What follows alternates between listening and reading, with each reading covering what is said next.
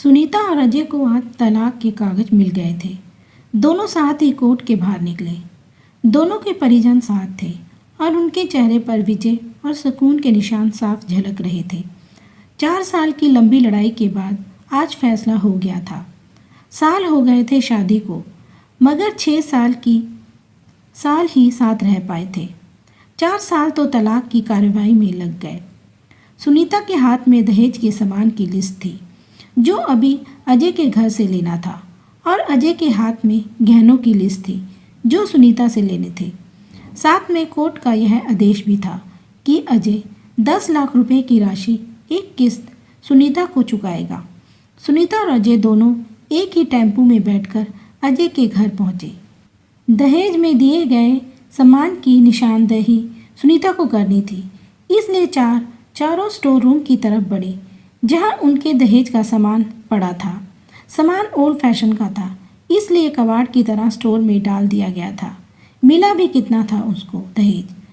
प्रेम विवाह था दोनों का। घर वाले तो मजबूरी में साथ हुए थे। प्रेम विवाह था, तभी तो नज़र लग गई किसी की, क्योंकि प्रेमी जोड़े को हर कोई टूटता हुआ देखना चाहता है। बस एक बार पीकर बहक गया था अजय, हाथ उठा बैठा था उस पर। बस वो गुस्से में मायके चली गई थी। फिर चला था लगाने सिखाने का दौर। इधर अजय के भाई भाभी और उधर सुनीता की माँ। नौबत कोर्ट तक जा पहुँची और तलाक हो गया। सुनीता की माँ बोली, कहाँ है तेरा सामान? इधर तो नहीं दिखता। बेच दिया होगा इस शराबी ने। चुप रहो माँ।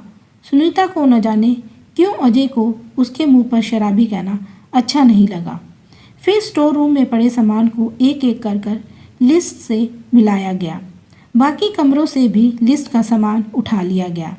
सुनीता ने सिर्फ अपना सामान लिया, अजय के सामान को छुआ भी नहीं। फिर सुनीता ने अजय को गहनों से भरा बैग दिया। अजय ने बैग वापस सुनीता को दे दिया।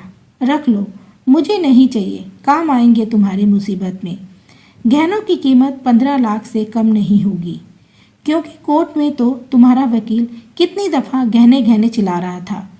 कोर्ट की बात कोर्ट में ख़त्म हो गई सुनीता। वहाँ तो मुझे भी तो दुनिया का सबसे बुरा जानवर और शराबी साबित किया गया है। सुनकर सुनीता की माँ ने नाक भी चढ़ाई। नहीं चाहिए, वह 10 लाख भी नहीं चाहिए, क्यों कहकर अजय सोफे पे खड़ा हो गया। बस यूं ही सुनीता ने मुंह फेर लिया। इतनी बड़ी जिंदगी पड़ी है, कैसे काटोगी? ले जाओ, काम आएंगे। इतना कहकर अजय ने भी मुंह फेर लिया और दूसरे कमरे में चला गया। शायद आंखों में कुछ उमड़ गया होगा जिसे छिपाना भी जरूरी था। सुनीता की माँ जो गाड़ी वाले को फ़ोन करने में व्यस्त थी। सुनीता को मौका मिल गया। वह अजय के पीछे उस कमरे में चली गई। वो रो रहा था, अजीब सा मुंह बनाकर, जैसे भीतर के सैलाब को दबाने की जिद्दोजहद कर रहा हो। सुनीता ने उसे कभी रोते हुए नहीं देखा था, आज पहली बार देखा। ना जाने क्यों दिल को कुछ सुकून सा मिला, मगर ज़्यादा भावुक नहीं हुई। सीधे अंदाज में बोली, इतनी फिक्र थी क्यों दिया तलाक? मैंने नहीं दिया, तुमने दिया। दस्तक तो तुमने भी किए। माफ़ी नहीं मांग सकते थे? मौका कब दिया तुमने? तुम्हारे घर वालों ने जब भी फ़ोन किया काट दिया। घर भी आ सकते थे, हिम्मत नहीं थी।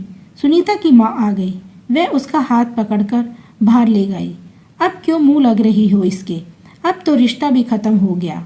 माँ बेटी बाहर बरामदे में सोफे पर बैठकर गाड़ी का इंतजार करने लगे। सुनीता के भीतर तो कुछ टूट रहा था, दिल बैठा जा रहा था। वह सुन सी पड़ती जा रही थी। जिस सोफे पर बैठी थी उसे गौर से देखने लगी। कैसे कैसे बचत करके उसने और अजय ने वह सोफ़ा खरीदा था। पूरे शहर में घूमी, तब यह पसंद आया था। फिर उसकी नज़र सामने तुलसी के सूखे पौधे पर गई। उसके साथ तुलसी भी घर छोड़ गई। घबराहट और बढ़ गई। फिर उठकर वह भीतर चली गई। माँ ने पीछे से पुकारा, मगर उसने अनसुना कर दिया। अजय बेड पर उल्टे मुंह पड़ा था। एक बार तो उसे दया आ गई उस पर, मगर वह जानती थी कि अब तो सब कुछ खत्म हो चुका है, इसलिए उसे भावुक नहीं होना। उसने सरसरी नज़रों से कमरे को देखा। अस्त व्यस्त हो गया था पूरा कमरा। कहीं कहीं तो मकड़ी के जाले झूल रहे हैं। कितनी नफरत थी उसे मकड़ी के जालों से। फिर उसकी नज़र चारों ओर लगी, उन फोटो पर गई जिसमें वह अजय से लिपटकर मुस्कुरा रही थी। इतने में माँ फिर आ गई, हाथ पकड़कर फिर उसे बाहर ले गई। बाहर गाड़ी आ गई थी, सामान गाड़ी में डाला जा रहा था। सुन सी बैठी थी। अजय गाड़ी की आवाज़ सुनकर बाहर आ गया। अचानक अजय कान पकड़कर घुटनों के बल बैठ गया। शायद यही वह शब्द थे जिन्हें सुनने के लिए 4 साल से तड़प रही थी। सब्र के सारे बांध एक साथ टूट गए। सुनीता ने कोर्ट के फैसले का कागज निकाला और फाड़ दिया और माँ से कुछ कहती इससे पहले ही लिपट गई अजय से। साथ में दोनों बुरी तरह रोते जा रहे थे। दूर खड़ी सुनीता की माँ समझ गई थी, कोर्ट का आदेश दिलों को सामने कागज से ज़्यादा कुछ नहीं है। काश उनको पहले मिलने दिया होता। दोस्तों, अगर माफ़ी मांगने से ही रिश्ता टूटने से बच जाए तो माफ़ी मांग लेनी चाहिए। कहानी कैसी लगी हमें कमेंट में लिखकर बताएं।